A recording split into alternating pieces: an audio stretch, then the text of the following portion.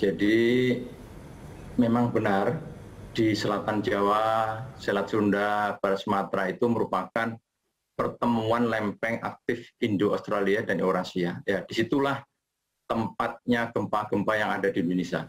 Ya. Nah, sekarang berkaitan megatrust itu pada dasarnya pertemuan lempeng tadi. Nah, pada saat lempeng bertemu itu ada juga yang sudah energinya tersalurkan, ada patahan-patahan yang menyebabkan terjadi gempa. Ada juga segmen-segmen yang saat ini belum keluar energinya. Ya, itu yang perlu kita waspadai. Seperti yang sering diinformasikan dari BMKG, itu namanya ada seismic gap, ada di selatan pernah terjadi, di Barat Sumatera pernah terjadi, tapi Selat Sunda ini udah lama belum terjadi. Nah, ini kemungkinan adanya tumpukan energi yang masih tersimpan, ada potensi itu. Jadi kejadian gempa yang berada di selatan Jawa, Barat Sumatera, memang itu sering terjadi, sudah pernah terjadi, tetapi Selat Sunda ini beberapa tahun terakhir belum pernah terjadi, bahkan puluhan tahun juga belum pernah terjadi. Yang besar ya, yang ada saat itulah dampak dari gempa yang di daerah selatan Jawa dan Barat Sumatera. Karena gempa ini belum bisa diprediksi kapan terjadinya. Kalau lokasinya kemungkinan sudah bisa prediksi sekitar sini akan berulang, karena gempa bumi terjadi akan berulang, gitu ya. Sehingga diperlukan kesiapan. Tapi kalau tepat waktunya jam berapa, menit berapa, ini belum bisa diprediksi. Yang maksud megatrust itu adalah pertemuan lempeng Indo-Australian Eurasia. Karena lempengannya besar, itu namanya disebut mega ya. Sehingga akan mengakumulasi energi untuk memungkinkan adanya terjadi gempa bumi. Nah, sekarang kalau gempa-gempa yang megatrust itu gempanya besar-besar, dan ini yang akan kita waspadai, gitu ya. Nah, sekarang bagaimana aktivitas gunung berapi? Aktivitas gunung berapi berada di sekitar situ, yang Selat Sunda ini kebetulan Krakatau.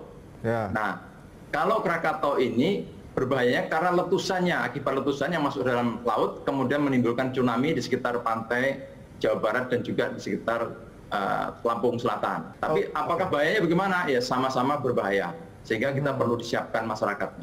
Jadi memprediksi gempa, kepatannya, kelihatannya kita belum, sampai hari ini teknologinya belum nyampe ke sana. Tapi tanda-tanda itu memang ada, tetapi persoalannya kajian ilmiahnya kan belum bisa kita pertanggungjawabkan, sehingga kita akan riskan kalau kita mengeluarkan. Tapi kalau potensinya masih ada ya, tapi kalau kapan terjadinya pas detik menitnya kita tidak bisa rilis, karena ini sangat ya belum dapat pertanggungjawaban secara ilmiah. Sebenarnya dari mulai Sumatera, Aceh sampai ke Lampung Selatan, Jawa sampai ke Bali, kemudian sampai NTT, semuanya daerah rawan. Ya, termasuk Manado, Papua Utara, itu semua rawan untuk di Indonesia. Palu juga rawan, ya. Sulawesi itu, kecuali yang aman itu adalah Kalimantan. Kalimantan, karena apa? Sebenarnya ada gempa, tapi gempanya gempa dalam, karena subduction dari lempeng Indo-Australia itu di bawah Jawa dan di bawah Sumatera, sehingga gempa-gempa di Kalimantan itu relatif dalam, sehingga tidak dirasakan di atas permukaan bumi. Jadi kalau seandainya, ini andaikan ya, ini bukan belum terjadi ya, andaikan. Jadi nanti jangan sampai nanti masyarakat menjadi lebih berketakutan lagi. Seandainya terjadi gempa seperti itu, maka pantai-pantai di selatan Jawa, ya termasuk Selat Sunda dan sebagainya, tentu saja akan terjadi tsunami. Kalau memang patahannya mendukung itu, patahan turun atau naik ya, akan terjadi tsunami. Nah, sekarang tingginya berapa? Tergantung situasi pantainya. Kalau pantainya terlalu menjorok ke dalam, ada sungai di situ, maka dampaknya lebih besar ketinggiannya. Kemudian kalau pantainya ternyata tinggi, tentu saja berbeda kondisinya ya. Jadi dampaknya berbeda-beda tergantung daripada kondisi pantai di daerah yang terjang tsunami. Ya, tentu saja seluruh pantai yang ada Selat Sunda itu akan terkena dampak. Untuk daerah pesisir, khususnya daerah Sumatera bagian barat, ya Sumatera Barat terus selatan, bagian pantai-pantai itu sampai selatan Jawa, sampai Bali, sampai NTT, pesisir-pesisir itulah daerah peluang terjadinya dampak tsunami lebih besar. Ya, kalau di utara Jawa bagaimana tsunami? Kemungkinan di utara Jawa tsunami-nya kecil. Seandainya dampak kan muter dulu ya, kalau selatan Jawa terjadi tsunami memutar dulu, kan perlu waktu, sehingga bisa kita prediksi estimasi kapan waktunya terjadi. Ya, jadi saya ingatkan kembali bahwa kalau tsunami itu bisa setelah terjadi gempa, seandainya berapa tsunami, bisa diestimasi jam berapa tsunami akan nyampe di situ. Ya, berapa tingginya itu bisa dihitung secara matematis dan secara tepat. Di Selat Sunda ini memang lengkap ya. Ada tsunami yang disebabkan oleh gempa bumi, tetapi yang terbesar selama ini tsunami disebabkan oleh letusan gunung berapi Gunung Krakatau. Ya, khususnya tadi Masnya cerita tahun 1883. Memang saat itu memang walaupun teknologi belum canggih, ternyata berdasarkan sejarah yang ada dirasakan hampir seluruh dunia ini merasakan kena dampak tsunami-nya, ya walaupun kecil ya.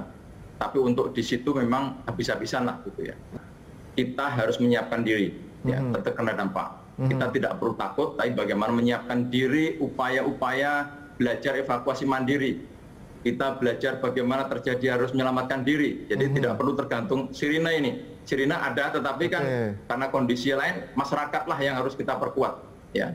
Jadi di Jakarta ini gempa-gempa yang dirasakan di Jakarta adalah gempa yang berasal dari selatan Jawa dan di barat Jawa bagian barat. Jadi di daerah-daerah selat sana, jauh ya.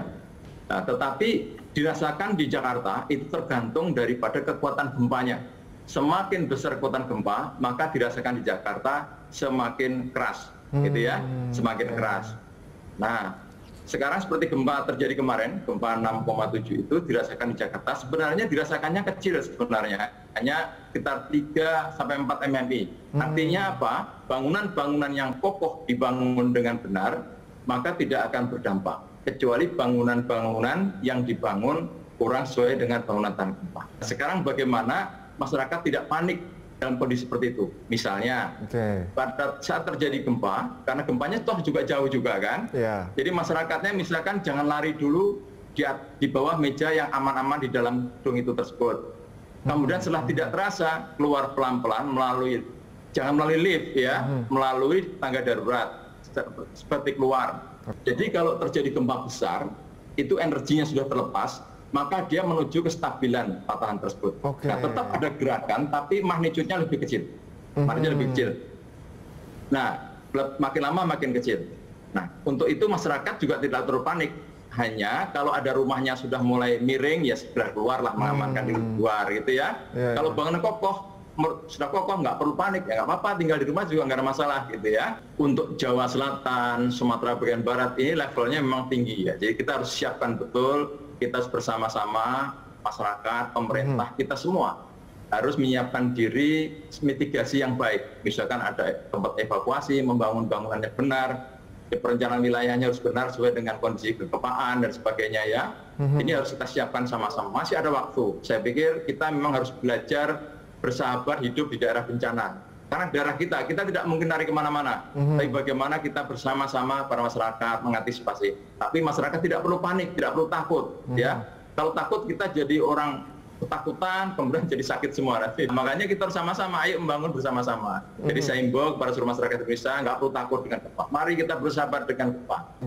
Sedangkan inilah yang perlu kita waspadai. Saat ini pemerintah kita, ya BMKG bersama vulkanologi juga sedang menggandeng bersama-sama bagaimana membangun sistem yang bisa digunakan sebagai warning kepada masyarakat, gitu ya. Mudah-mudahan ini akan bisa berhasil karena terjadi kejadian tahun 2018 menjadi lesson learned bagi kita, pembelajaran bagi kita, bahwa kita tidak memberikan warning. Masalahnya apa? Karena memang kita belum membangun sistem itu. Nah, saat ini BMKG lagi mengembangkan sistem itu atas arahan pimpinan kami. Sekarang giat-giatnya membangun itu, menyatukan data-data dari vulkanologi kepada BMKG, kemudian kita bangun sistem sehingga apabila terjadi letusan dan sebagainya kita sudah punya sistem warning. Nah, kalau kejadian tsunami kemarin 2018 karena letusan gunung berapi ya, sehingga daerah ini masih potensi terjadinya gempa yang besar. Nah, untuk itu menurut saya perlu adanya seperti disampaikan tadi, perlu adanya kewaspadaan dari kita semua yang paling penting sebenarnya untuk daerah situ, ya. Misalkan kita melakukan upaya-upaya mitigasi lah, seperti membangun tahan gempa bangunannya, kemudian menyiapkan masyarakat bagaimana kalau terjadi gempa dan sebagainya ya. Dalam konteksnya konteks kesiapan masyarakat.